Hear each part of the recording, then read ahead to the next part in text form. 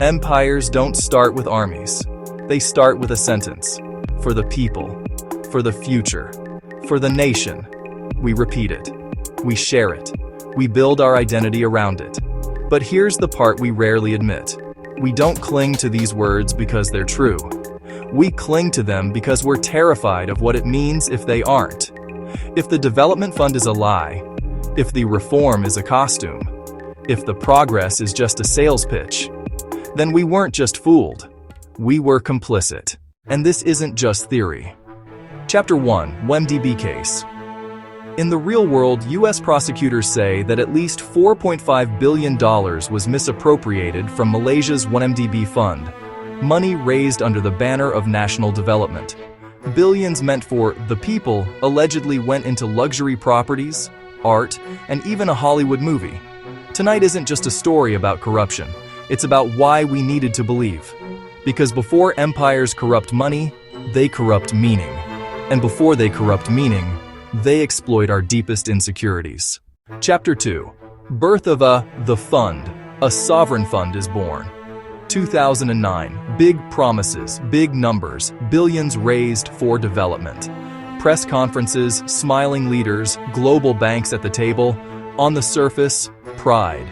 Underneath, a quiet, familiar feeling. That knot in the stomach that whispers, I don't fully understand this. And everyone else seems fine with it.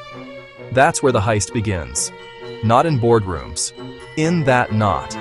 Because most people fear one thing more than being lied to. Looking stupid for asking obvious questions. Chapter 3. The real numbers. In the 1MDB case, one global bank helped raise around $6.5 billion in bonds for the fund. Later, U.S. and Malaysian authorities said around $4.5 billion of that was misappropriated. The U.S. Department of Justice has since helped recover and return over $1.2 billion to Malaysia, with more still being clawed back. The money moved through shells, through advisors, through special vehicles, and we watched it happen in slow motion, not blind, just unwilling to face what seeing would cost us.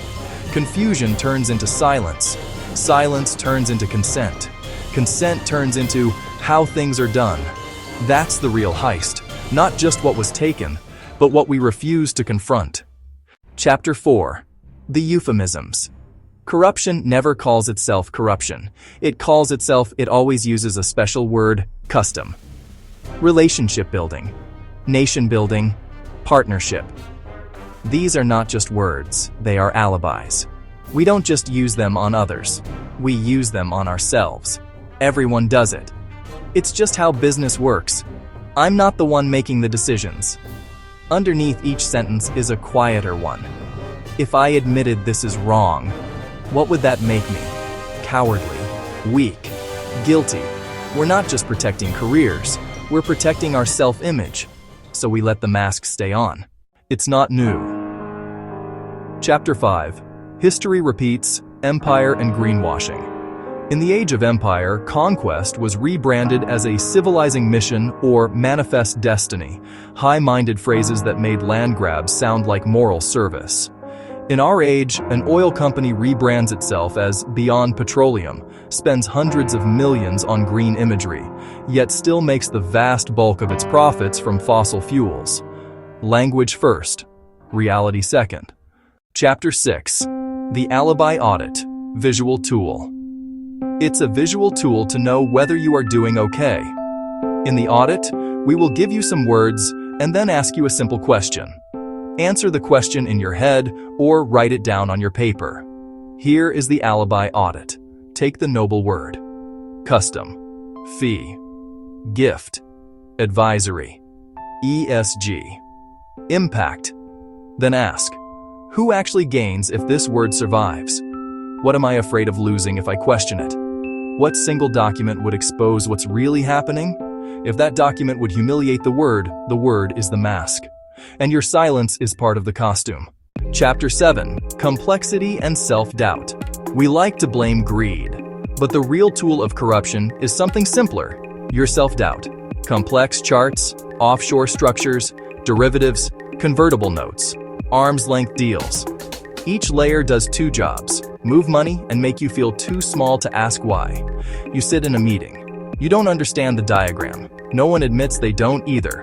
So you fake it. You protect your image. You play along. And just like that, you become an accessory to something you can't explain. Chapter 8. Paperwork. In the 1MDB saga, prosecutors say luxury assets from misappropriated funds included high-end real estate, a private jet, a super yacht, and even financing for a Hollywood film. On the other side of those purchases were rating reports, offering circulars, compliance memos, paperwork that made everything look normal. The scheme isn't just financial, it's psychological. Complexity says, if you don't get it, you're the problem. So you stay quiet. You sign, you comply. Chapter 9. How to gauge what's happening. The one-page rule. If the people affected can't understand it in one page, it's not sophisticated. It's strategic confusion. And strategic confusion always serves someone. Hint: not you. The herd isn't made of idiots. It's made of people who are scared of standing alone, scared of losing their job, scared of losing their status, scared of becoming that person who always makes things awkward. So when a leader says, "This is for the nation," "This is the only way," "This is necessary sacrifice," we override our instincts to protect our place in the group. We applaud speeches we don't believe. We repeat talking points we privately mock. We defend systems we'd never design ourselves. Why? Because exile feels more dangerous than hypocrisy. Chapter 10. Consequences. The 1MDB case. A prime minister lost power and was later jailed after voters turned against the story they had once accepted. A former Goldman Sachs partner pled guilty and in 2025 was sentenced to prison for his role in the scheme. In 2020, Goldman itself agreed to pay about $2.9 billion in a U.S. resolution related to the fund's bond deals, and admitted that its Malaysian unit broke anti-bribery laws. For years, the herd applauded. Then, suddenly, it didn't. There is another test to know where you stand, and that test is known as the three-pocket tests. 1. Veil test. If you didn't know your role, no title, no benefits, would you still think this is fair? 1. Front page test. If your name were printed next to this decision, with all the details spelled out, would you be proud to show it to your child? 1. Truth translation. Take the soft phrase, facilitation payment, preferential access, expedited process. Translate it into a verb. Pay to skip the line. Sell access to the powerful. Bend the rules for some, not others. If the plain version disgusts you, your conscience already voted. The real question is, will you follow it or the crowd? Chapter 11. The learning. Empires don't fall when journalists expose them. They fall when their language stops working, when development makes people think loot, when reform makes people think cover up, when for the people makes people laugh. That's when the spell breaks. Not in parliament, not in court. In the private moment when one person whispers to themselves, "I knew, I just didn't want to know." In 1MDB's case, billions are still being recovered years after the bonds were sold.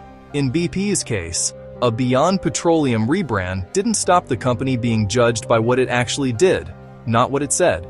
The word that built the empire is the word that breaks it, not because it changes, but because we do. And the next time you hear a sentence that asks for your faith, your patience, your sacrifice, remember this: they're not just speaking to your mind, they're speaking to your fears, your hunger to belong, your dread of being wrong. If you can hear that, the language of power loses its grip. Fade to black.